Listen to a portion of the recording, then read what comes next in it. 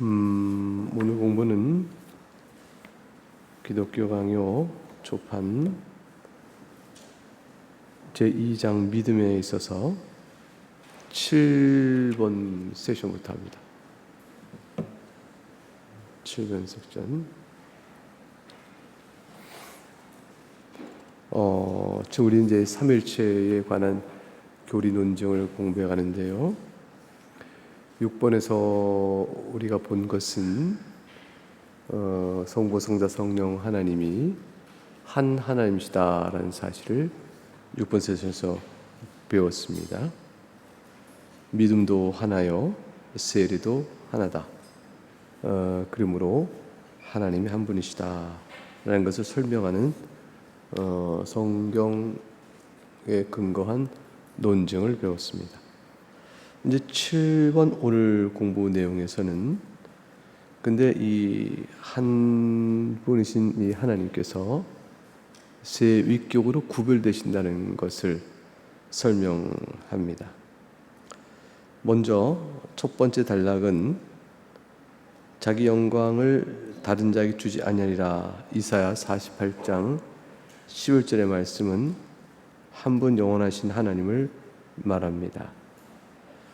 태초에 그런데 요한복음 1장 1절에 이 말씀은 삼일체 신학에 있어서 매우 중요한 요절입니다.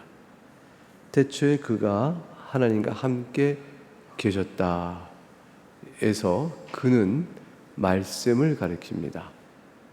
그 말씀은 이 땅에 사람을 오심에 예수 그리스도이신 것이죠. 근데 말씀이라 일컫는 바로 그분께서 하나님과 함께 계시다. 이 하나님은 성부 하나님을 가리키죠. 그 하나님과 함께 계셨다의 함께는 서로 정적인 의미에서 두 분이 함께 계시다. 옆에 나란히 있다. 라는 것을 또 넘어서 서로 교제하고 교통하고 사귀며 서로 안에 들어와 침투해 나가는 그러한 관계성이에요. 그래서 나란히 있을 뿐더러 서로 안에 들어가 상호 교통, 상호 침투하시는 그러한 하나됨과 구별됨. 동질의 하나님이 아니면 그런 일이 상호 안에 있을 수가 없고, 구별되지 않으면 역시 상호 간에 있을 수가 없는 거죠. 그래서 그가 하나님 함께. 근데 태초 이것들은 다 하나님에게만 독특하게 나오는 표현인 것입니다. 이때 태초라는 것은 세상 만물이 만들어진 처음 시점에를 넘어서는 거예요. 그래서 사람이 시간으로 설명할 수 없는 바로 그 시점에 이렇게 되는 건데, 결국은 영원성의 의미가 있죠. 그래서 성자, 말씀 하나님께서 성부 하나님과 구별됨으로 함께, 그러나 동질이심으로 함께 계셨다. 이렇게 설명될 수 있습니다. 아버지가 세상을 지으시되 창조하시되 그를 통해 창조하셨다라고 해서 그를이라고 더하고 있는 것은 창조하시는 주체로서의 아버지와 또 그것을 함께 하시는 성자의 구별성이 있다라는 것이죠. 자신이 자신을 통해 이렇게 말하고 있는 것이 아니라는 것이죠. 더 나아가 세상이 만들기 전에 아버지와 함께 그 자신이 광채를 가졌다라는 말씀, 역시 아버지와 함께라는 말 속에 구별성이 있고, 또한 함께라는 말 속에 동질성이 같이 있는 겁니다. 그 성부 성자 간의 구별을 말해준다. 구분 그랬는데 구별이 더 좋습니다. 구분 그러면 쪼개져 나뉘는 것을 의미해서 한 본질을 설명할 때 부담되는 부분이 있어요. 근데 구별 그러면 본질 하나됨을 이렇게 받고 위격 간의 구별을 얘기할 때 어려움이 비교적 적다 이렇게 말할 수 있습니다. 자, 좀 더 말해보면 성육신은 누가 하셨는가? 그렇죠? 성육신은 성부가 아니고 성자께서 하신 것이다 라는 거예요. 이와 비슷하게 십자가에 죽으신 분은 누구신가? 그러면 성부께서 죽으신 게 아니고 성자 하나님이 사람이 되어 죽으신 거예요. 그래서 사람이 되신 메시아 그분이 죽으신 것이지 성부께 죽으신 게 아니다. 이거는 이제 소위 이단성 있는 초대교회 때 있었던 일인데, 소위 성부 순환설 이렇게 얘기하는 것들이 있어요. 그래서 성부 순환설은 십자가에 달려 죽으신 이는 누구신가? 그는 사람인가 하나님인가? 그럴 때 하나님이시다. 왜냐하면 하나님이 고난받고 죽지 아니하시면 그 많은 자를 구원하실 수 없는 것이다. 일개 사람이 죽어서야 어찌 자신을 구원할지언정 다른 이 또 숱한 자들을 구원할 수 있겠느냐. 구원의 공로는 오직 하나님이셔야 넉넉히 대상 전체를 구원할 수 있는 것이므로 죽으신 이는 사람이 아니라 하나님이시다 라고 얘기를 한 거죠. 한편으로 맞는 것 같으나 부족한 것이 무엇이냐면, 그 십자가에 죽으신 그분이 신성에 따라 죽으신 것이 아니고 인성에 따라 죽으시는 거죠. 죽음은 인성의 죽음이지 신성에는 죽음의 개념이 없어요. 그러면 인성에 따라 죽으신 그분이 왜 홀로 개인이 아니라 여러 사람에게 공로적 효과를 줄 수 있느냐라고 할 때 대개 두 가지 얘기하는데, 하나는 인성을 취하시고 계신 그분이 하나님 위격 가운데 한 분이시기 때문에 그런 거예요. 그분이 어떤 위격이냐? 성부 위격이 아니라 성자 위격이죠.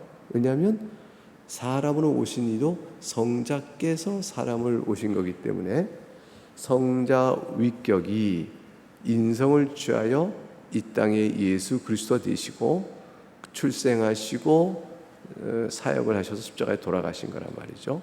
그러니까 성자 위격이 인성을 따라 죽으신 바다. 그러므로 성부 순환설 십자가에 죽으시니까 하나님이시다 라는 것은 성자 위격이 하나님이시니 그 말은 맞대, 그러나 하나님이시다는 말로 성부께서 죽으셨다라는 의미로 해석하면 이단이 되는 거죠. 그래서 성부 순환설은 초대교회 때 이단으로 간주되어졌습니다. 이거는 성육신으로부터 이어지는 예수 그리스도의 구속 사역을 전혀 모르고 하는 말이다, 이렇게 되어진 것이죠.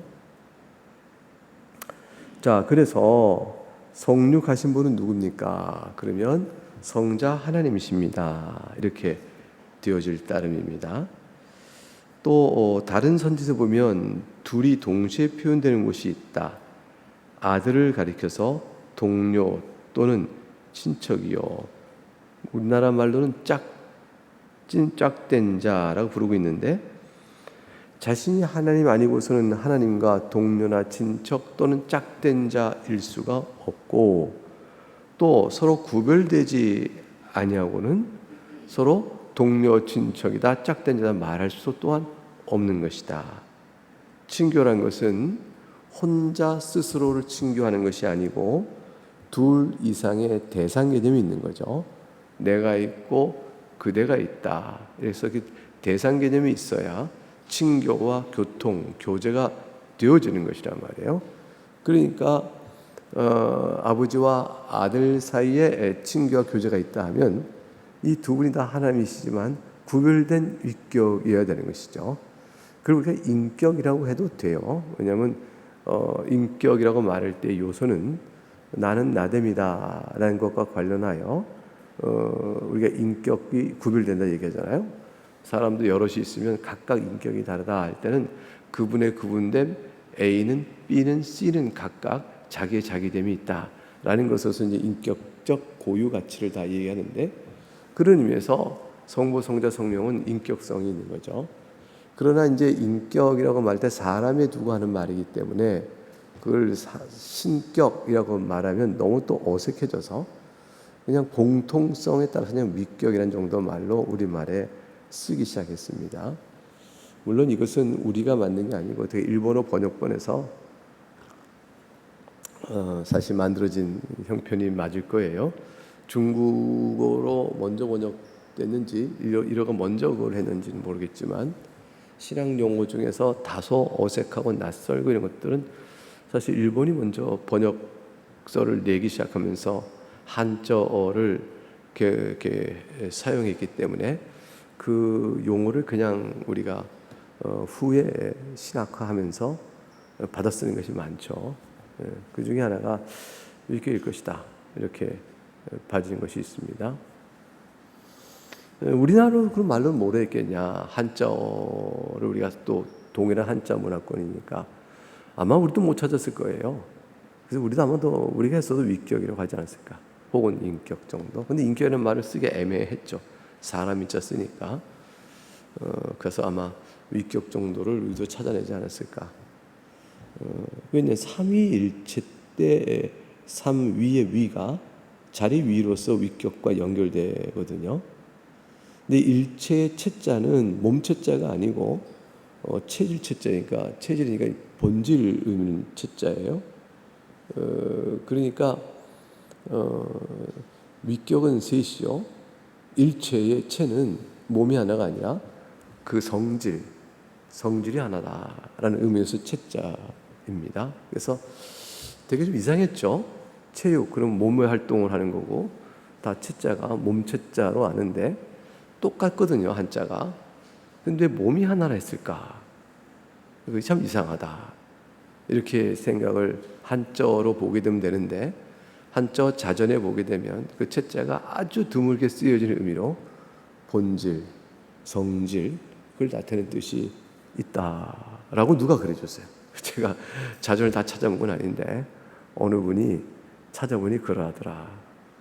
그래서 그러한가 이렇게 해서 그럼 이해가 되는 거죠.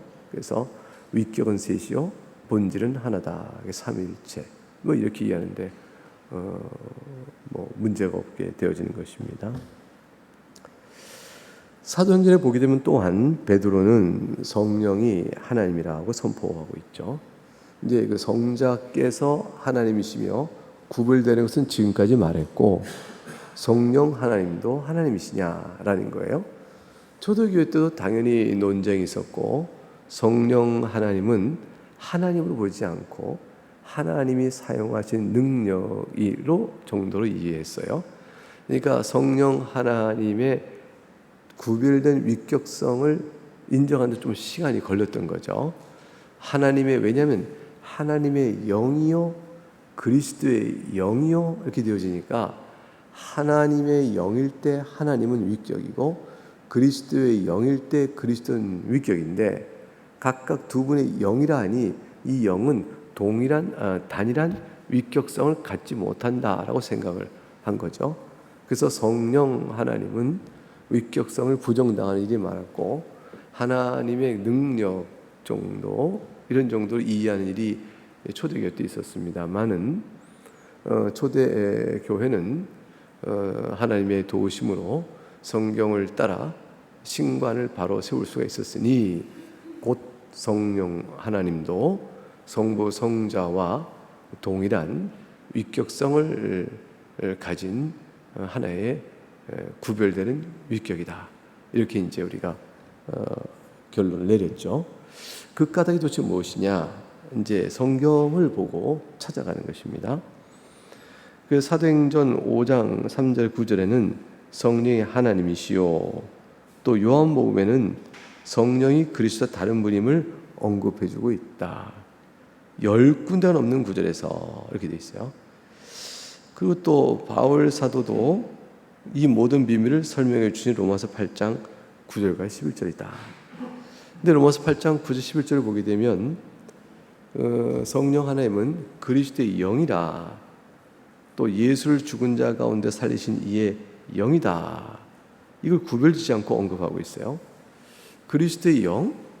그럼 그리스도를 말하는 거 아닌가? 그리스도의 영이니 그리스도에 속한 거 아니겠어요? 근데 또 예수를 죽은 자 가운데 살리신 이 성부이신데 성부의 영? 그럼 뭐 성부의 일부인가? 성부에 속한 것인가? 그럼 이 영이 도대체 그리스도의 영의 영 주시고 영은 누굽니까? 그러면 그리스도의 영이니 그리스도입니다 라고 말하기 쉬운 것이요. 그 다음에 죽은 자 가운데 살리신 이의 영은 무엇입니까? 그러면 죽은 자 살리신 이에 속한 것이니까 성부의 영입니다. 이렇게 얘기하기 쉽겠죠. 그래서 성부의 영이요? 또 그리스도 영이에요. 그런데 영 자체가 여기서 성경의 문맥을 보게 되면 그리스도 영이요 성부의 영이 아버지와 아들의 영이 하나라면 아버지와 아들은 하나일 수밖에 없기 때문에 이 가운데 이 두 개의 영을 서로 구별하지 않아요. 하나님으로서의 한 영이셔요. 그런데 성령 하나님이 아버지와 아들과 하나라는 사실 성립되죠.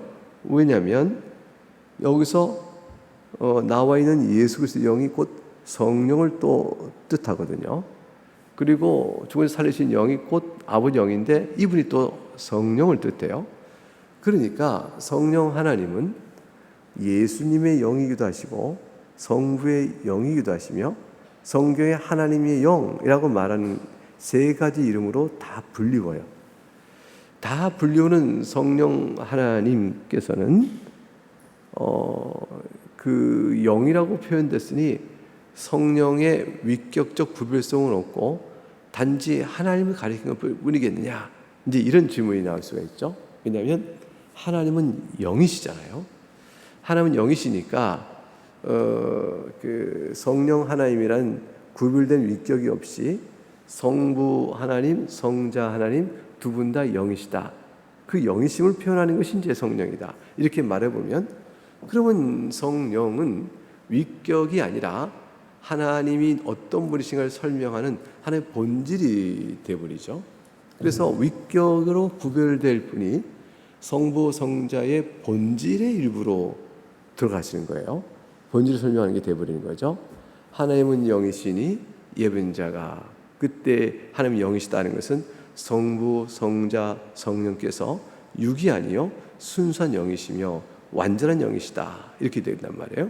그 순수한 영의 완전한 영이신 성부, 성자, 성령의 영은, 그러면 만일 성령의 위격이 구별되기 이전이라면 아버지 영이와 아들의 영은, 그 영은 하나님을 설명하는 고유한 특성이지 위격의 구별로 안 느껴진단 말이에요. 아버지도 영, 그리스도 영. 그러니까 아버지의 영이요 그리스도의 영이라고 그랬다. 하나님은 영이시니까. 그러니까 영이신 성부께서 나는 영이다 하고 아버지의 영, 성자께서 나는 영이다 해서 성자의 영, 각각이 하나님의 공통된 신성적 본질의 고유한 특성으로서의 영을 아버지도 가지고 계시고 아들도 갖고 계신 것이다, 이렇게 설명할 수가 있잖아요. 이렇게 설명하면 이 영은 아버지의 아들과 구별되는 위격으로서의 성령일 수가 없는 거죠. 그래서 여기서 조심할 것이 뭐냐면 성부, 성자, 성령 각각의 하나님이 영으로 계시다라는 사실과 더불어 그럼에도 불구하고 성령이시다라는 위격상의 구별된 분이 계시다는 사실을 이해해야 돼요. 성자는 성육신 하셨으니까 마치 우리 가운데서 영이시다 할 때 성육신 하신 성자를 생각하면 몸도 있으시다는 생각 때문에 얼른 구별이 되는 것 같죠? 근데 성육신 하기 이전에 성자께서는 어떻게 계셨을까요? 영으로 계셔요. 성부께서도 영으로 계셔요, 항상. 그러면 성부도 영으로 계시고 성자도 영으로 계시고, 그러니까 다 영이에요. 성령 하나님도 영으로 계시는 거예요. 그 한 영이시란 말이에요. 모두가 하나님으로서 한 영이셔요. 이게 영이라는 것 자체, 하나님의 영이라는 자체는 위격 구별과 아무 상관이 없어요. 그는 그분의 본질적 존재의 특성이에요. 그래서 성부께서도 순전히 영으로, 성자께서 순전히 영으로, 그러면 순전히 영으로 계시는 성부, 성자 사이에 위격 구별이 없어야 되는가? 아니, 위격 구별이 있단 말이죠. 순전히 영이시지만 성부는 성부로서, 성자는 성자로서 위격 구별이 있는 것처럼 성령께서도 순전히 영이시지만 위격적 구별이 있으신 거죠. 그 위격적 구별인 성령은 아버지 영이요 아들의 영이라고도 불리우셔요. 왜냐하면 공통된 영적 존재이기 때문에 그렇게 불리우시고, 또 사역적 측면에서 그리스도께서 행하시는 일을 하실 때 그리스도의 자신의 영으로 할 때 그 일을 성령께서 맡아 하시기 때문에 성령은 곧 그리스도의 영이기도 하시고 성부의 영이기도 하신 겁니다. 그래서 여기 이제 신비로움이 있는 거죠. 개념 이해가 성령께서는 위격으로도 영이시되 그러나 본질상 특성으로도 영이시다. 성부는 본질상 특성으로 똑같이 영이시되 위격으로는 성령과 달리 성부로 구별된다. 근데 성부는 그럼 영이 아니시냐? 영이시다. 성령은 영이 아니냐? 영이시다. 그러니까 그럼 성부와 성령은 누구 하나만 영이기 때문에, 성령만 영이기 때문에 성령 이름 붙인 것이 아니고, 성부도 영이요 성자도 성육신하기 전에 여전히 영이신데, 그러나 성령께서는 이름이 특별히 영이란 말을 붙여 우리가 이름 부르고 있는 거예요. 성경에 성령 하나님은 달리 말하진 호칭이 없어요. 성부께서는 아버지라는 호칭이 있으시고 성자께서는 아들이라는 호칭이 있으신데, 성령께서는 성령이라는 호칭으로 특별 위격적 구별성을 나타내셨어요. 그러니까 성부, 성자, 성령 세 위격은 공통적으로 다 영이지만 영이신 위격의 구별에 있어서 성부라는 이름, 성자라는 이름을 갖고 계신 두 분과 달리 성령은 성령이라는 이름을 갖고 계신 거예요. 그래서 성령이라는 이름을 갖고 계시니까 그 영 때문에 마치 성령님은 위격 구별이 없는 하나의 아버지, 아들의 영과 같은 존재다라고 생각하기 쉽고, 그러니까 위격 구별을 인정하지 않고 하나님 쓰시는 능력 뭐 이런 식으로 생각하는 잘못된 우리가 나오는데, 그건 매우 잘못된 것이다 라는 것을 말씀을 드립니다. 잘 설명했죠? 잘 설명했죠? 네, 잘 설명한 겁니다.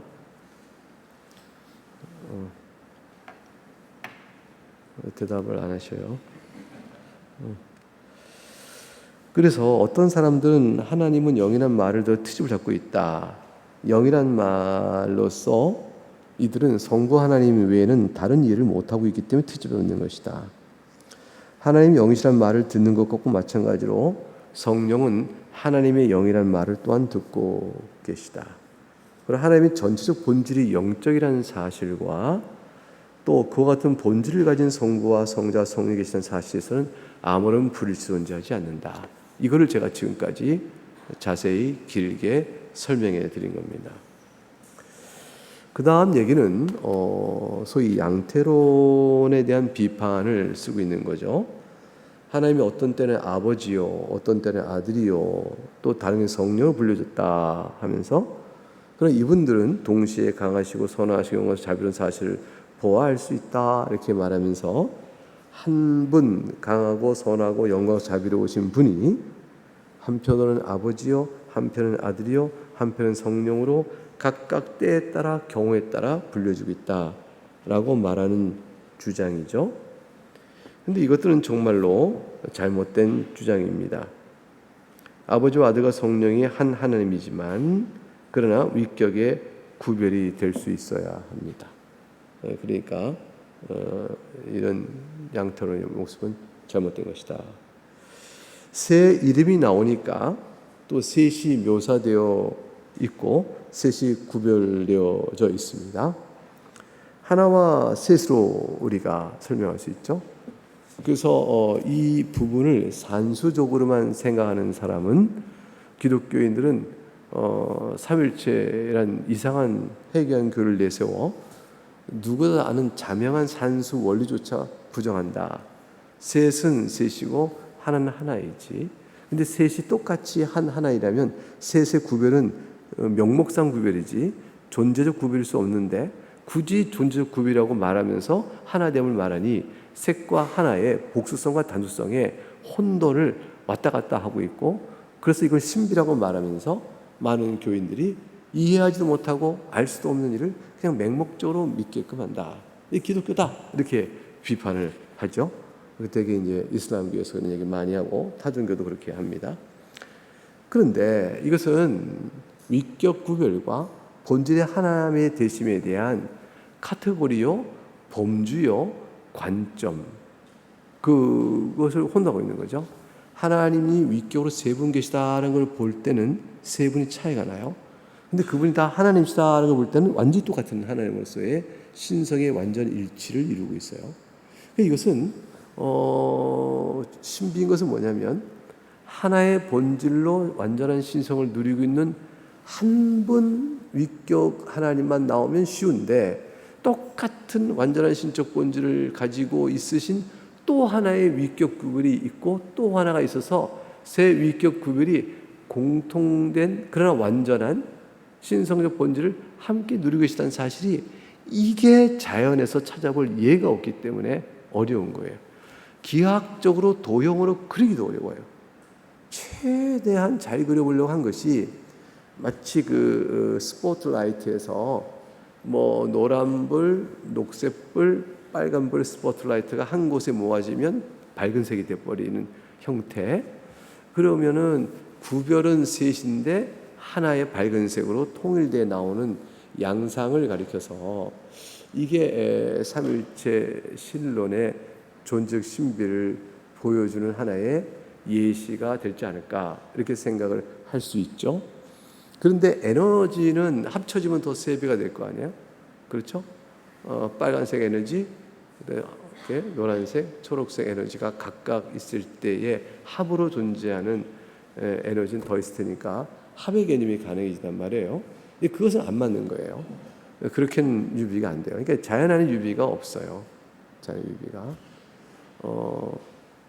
이제 크게 이제 삼각뿔을 생각해 보면 밑변이 삼각형이고 꼭지점은 서로 다르니 세 각이 있는데, 근데 각기 선을 그어 꼭지점에 하나 만나죠. 밑변에 꼭지점이 아니고 모아진 끝에 꼭지점에서 보면 하나인데, 그러나 하나임에 불구하고 각각 선을 따라가면 위격 구별이 있다. 이것도 하나의 기하학적인 유비를 들어서 성부, 성자, 성령, 그러나 한 하나님, 이렇게 설명해 볼 수 있는 시도도 하는데, 이것도 뭐 인격성이 없는 비유죠. 그냥 다만 삼이 어떻게 하나가 되느냐. 근데 모아지는 하나잖아요. 모아지는 하나. 근데 이제 하나님은 하나가 모아지는 하나가 아니에요. 성부의 합과 성부, 성자, 성령의 각각의 합을 이룬 하나가 아니고 각각이 완전한 전부를 갖고 계신데 세 배가 아니라 하나예요. 그러니까 본질에 속한 모든 집합, 본질이라는 집합에 들어가는 모든 요소를 성부가 다 가지고 계시고 또 성자도 다 가지고 계시고 성령도 다 가지고 계신데, 성부, 성자, 성령을 더하면 세 개의 합이 나오는 게 아니라 하나만 나와요. 무한히 세 개의 무한이 있을 수 없고 하나의 무한이고, 영원히 세 개의 영원이 있을 수 없고 하나의 영원이며, 지혜와 권능이 세 개의 권능이 있을 수 없고 단 하나의 권능만 있어서 하나의 영원함에 삼중적 영원이라는 건 없는 거예요. 세 배 영원해봐야 한 영원이죠. 그러니까 이미 산술 개념을 뛰어넘게 되어집니다. 이런 식의 신비로움 때문에 유비 찾기가 어렵죠. 그러니까 결국은 성경대로 이 고백되는 의미를 받지 않으려면 선택이 줄 수밖에 없는데, 단일신론, 삼일초를 부정하는 단일신론으로 서거나 아니면 아예 삼신론으로 넘어가거나, 이 둘 중에 하나가 이성적 사고와 경험적 현상 안에서 맞는 거예요. 근데 하나님께서는 피조계의 존재 또는 관계적 특성을 다 넘어 계시는 신비로운 존재 모습을 우리에게 보이고 계신 것입니다. 그래서 사람이 이제 삼위일체 하나님의 위격 구별에 따른 세 분을 동시에 우리가 볼 수 있나, 이 질문해 보면 불가능합니다. 성부가 계시고 여기 성자 계시고 성령 계시고, 지금 모르지만 그날에 이르면 성부, 성자, 성령 하나님을 다 뵌다. 다 뵈는 건 맞는데 각각이 동시에 있는 것을 시차적 구별하거나 공간적 구별의 개념으로 세분을 여기 이렇게 볼 수는 없습니다. 왜냐하면 유한한 인간의 인지 안에서 성부 하나님도 무한하시기 때문에 성자 또한 무한하고 성령도 무한하시기 때문에 유한한 인지 능력이 그거를 쪼개어 구분시켜 볼 수가 없어요. 구분시켜 보면 셋이 동시에 나타나, 셋을 딱 구분시킬 수 있잖아요. 그렇게 못 봐요. 그래서 하나님이라는 공통적 신성을 따라 하나님이시구나 하고 고백을 하되 아버지시구나 라고 알게 되고, 또 성자시구나 성령이시를 각각 우리와 관계하는 일하심을 통해서 우리가 알고 고백하게 되어지는 거예요. 지혜의 영이신 성령께서 깨닫게 해주신다 라고 우리가 아는 것이고, 우리를 영원토록 사랑하시는 작정 안에 실행하시는 성부 하나님의 뜻, 이렇게 우리가 알고, 우리를 위한 중보의 성자께서 계시다 이렇게 하신 사역을 통하여 새 위격을 구별성을 우리가 인식하고 고백할 수 있지만, 우리의 어떤 인식의 능력으로 실제 세 분을 동시에 놓고 딱딱 끊어본다는 건 불가능해요. 그러니까 상상을 동원해서 기도할 때 성부 아버지께 기도하다가 성자 하나님이여 성령 하나님이여 오셔서 이렇게 따로따로 이렇게 호출하고 부르고 뭐 이런 식의 또 상상에 그려보는 일들은 잘못된 신관의 적용인 것이죠. 그렇게 하면 안 돼요. 하나님 아버지라고 부를 때 성부 성자 성령 세 위격이 다 공통된 하나님으로서 우리의 아버지셔요. 그런데 우리의 아버지신 그분이 위격적으로는 성부 성자 성령이라는 세 위격의 특성을 갖고 계신 거예요. 성부께서는 아들을 낳으시고 성령을 보내시고, 성자께서는 하나님에게 나음을 받으시고 성령을 보내시고, 성령께서는 아버지로부터 아들에게로부터 보내심을 받는 자다. 이렇게 되어지는 세 위격상의 관계적 특성으로 구별되는 세 분이 계시다. 그 세 분은 서로 간에 교통하시고 교제하시고 하신다. 이것을 우리가 아는 것이지만, 그러나 항상 그런 위격 특성대로 그분을 몰라요. 위격 특성은 관계적 특성이기 때문에 우리가 그 위격을 가지고 특성을 보고 볼 수가 없어요. 성부와 성자 사이에 구별되는 관계성이에요. 관계성을 어떻게 이 눈으로 봐요? 그분 사이의 존재의 기원과 또 영원토록 유지하시는 존재 관계적 특성인 것이죠. 그러나 우리는 하나님을 성부 하나님도 하나님으로 알고, 성자 하나님도 하나님으로 알고, 성령 하나님도 하나님으로 아니, 위격적으로는 아버지, 아들, 성령이 계시고, 또 본질 하나로서는 우리에게 아버지 하나님이 계신 거예요. 우리의 아버지 하나님은 이중적이 되는 거죠. 하나는 삼위일체 하나님이 우리의 아버지이시고, 또 하나는 성자께서 성부 하나님의 친아들이시죠. 와 같이 예수를 믿음으로 아버지 하나님의 양자됨을 입었다라고 말할 때는 성부와 우리 사이에 친자와 양자의 유비 속에서 성부의 양자된 자녀로서의 위치를 가져요. 근데 위격적으로 구별의 그 위치를 잡고 있지만 실제로는 하나님 성삼위 하나님의 아들이기도 우리가 한 거죠. 이런 이제 신비로움 때문에 표현들 하나하나의 문맥 속에서 어떤 의미인가를 정확히 가려내고 살피는 일이 필요할 것입니다. 그래서 셋이 나오는데 거기 보면 이제 우시아라는 것은 이제 그리어고요. 히포스타시스 이것도 그리어예요. 그 다음에 서브스탄스 이건 영어고요. 서브시스턴스 영어로 되어 있어요. 근데 우시아는 그냥 영어도 우시아로 쓰니까. 근데 우시아는 단어가 영어적 단어는 아니에요. 그냥 그걸 차용해 쓰는데 영어로 바꿀 때는 우시아가 에센스가 돼요. 그리고 히포스타스는 영어로 바꿀 때는 person이 되어집니다. 그래서 에센스, person 이런 식으로 번역을 많이 합니다. 그러니까 한 본질이요 세 위격이 되어지죠. 근데 그 옆에 한 본질이 라틴어로는요 substance. 이게 영어도 substance 그냥 왔죠. substantia 이게 라틴. substantia 수부란 말은 SUV는 아래에 있다는 뜻이고 스탄지아는 서 있다는데 어떤 존재의 개체가 서 있을 때 그것을 받쳐주는 것이 바로 스부스탄지아예요. 이 스부스탄지아는 그걸 받쳐주는 것이고 그것이 무엇인가를 결정해 준 거라 해서 그거를 이제 본질이라고 했어요. 근데 스부스탄지아가 묘하게도 옆에 있는 히포스타시스하고 어구가 대조돼요. 히포하고 스타시스의 스타시가 서 있다 뜻이고 히포가 아래라는 뜻일 수 있기 때문에 그리고로 히포스타시스를 그냥 문자로 번역해보면 서브스탄스가 됩니다. 근데 서브스탄스는 히포스타시스가 그리고로 무슨 뜻이죠? 우시아가 본질이고 히포스탄스는 뭐죠? 위격이란 말이에요. 그런데 라틴계에서는 히포스타시스 대신에 서브스탄스를 본질을 썼단 말이에요.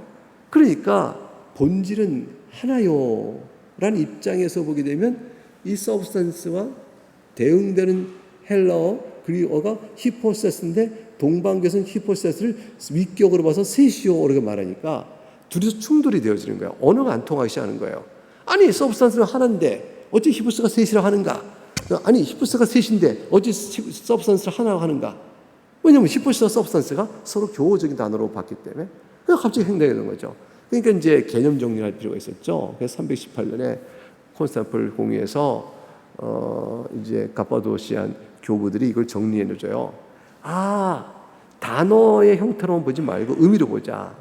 이게 서브스탄티아는 본질이니까 우시아와 뜻이 같은 거고 히포스타시스는 글자로는 서로 이렇게 연결되지만 히포스탄 엿은 그리고로는 위격이니까 이 라틴어는 이게 서브스탄스를 하지 말고 페르소나라는 말을 쓰거나 다른 말을 써야겠다라고 한 거예요.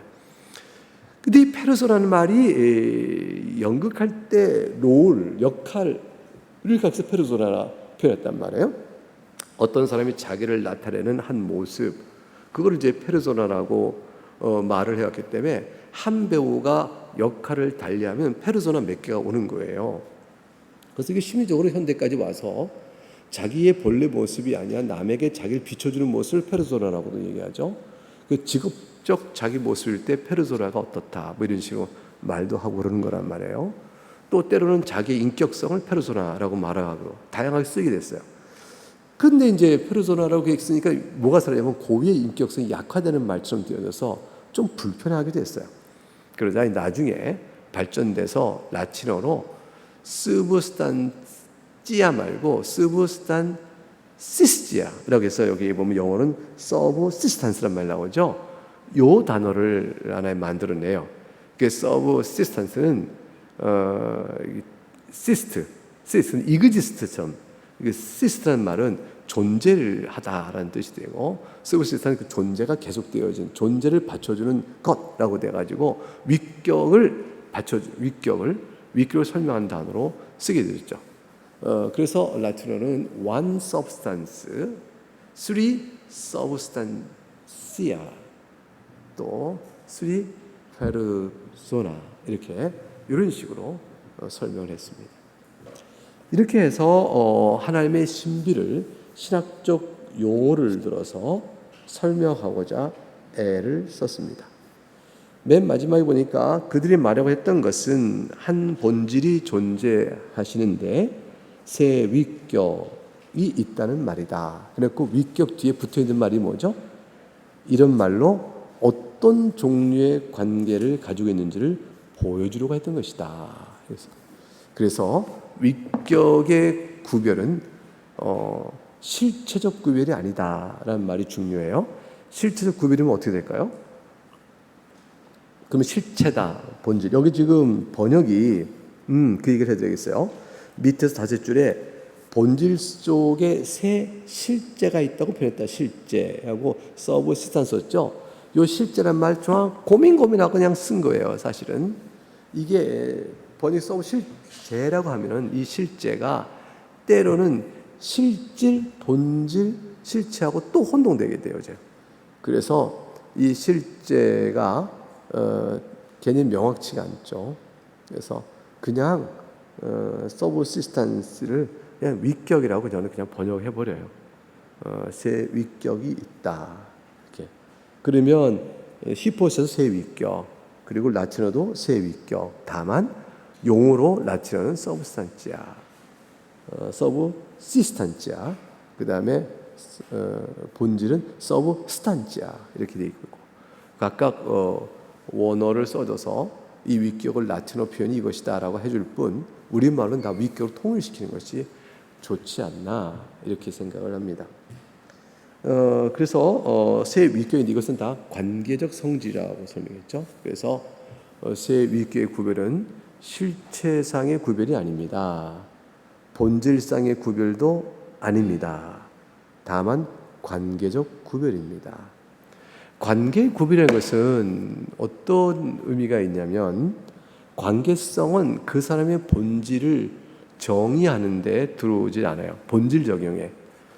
가령 김병훈은 누구냐라고 물을 때 저에 대해서 어떤 관계성으로 저를 설명할 수 있어요. 나그네 교회를 목회하고 있고 또 뭘 하고 있는 사람이요. 다 관계성 설명이죠.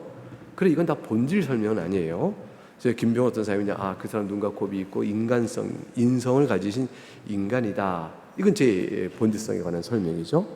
그러니까 성부는 누구십니까? 성부는 하나님이시다. 그건 본질에 관한 설명이고요.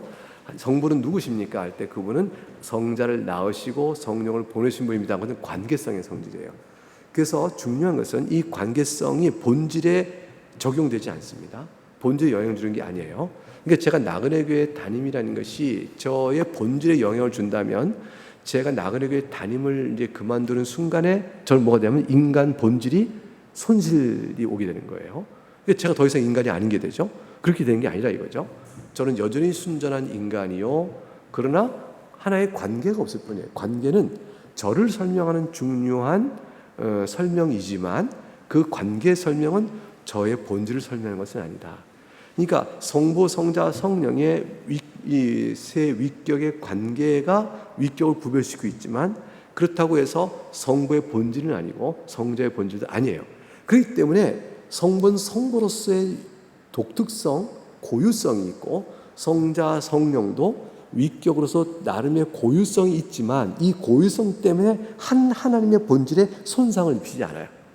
이게 중요하죠. 그러니까 아버지시니까 아버지의 본질 따로, 아들은 아들의 본질 따로, 성령 이렇게 되지 않아요. 위격의 관계성에 따른 고유성이 세 분이 한 하나님이라는 본질의 특성에 아무런 영향을 주지 않는다. 그래서 다 공통된 완전한 하나님이시다라는 거예요. 이거는 이제 현대 신학자들은 납득을 못하는 거죠. 그 관계 성질이 본질 영향을 준다 이렇게 생각하는데, 고전적 신학 문법은 이거를 카테고리상 구별을 합니다. 여기까지가 오늘 공부할 시간이 많이 됐네요. 내용입니다. 기도하겠습니다.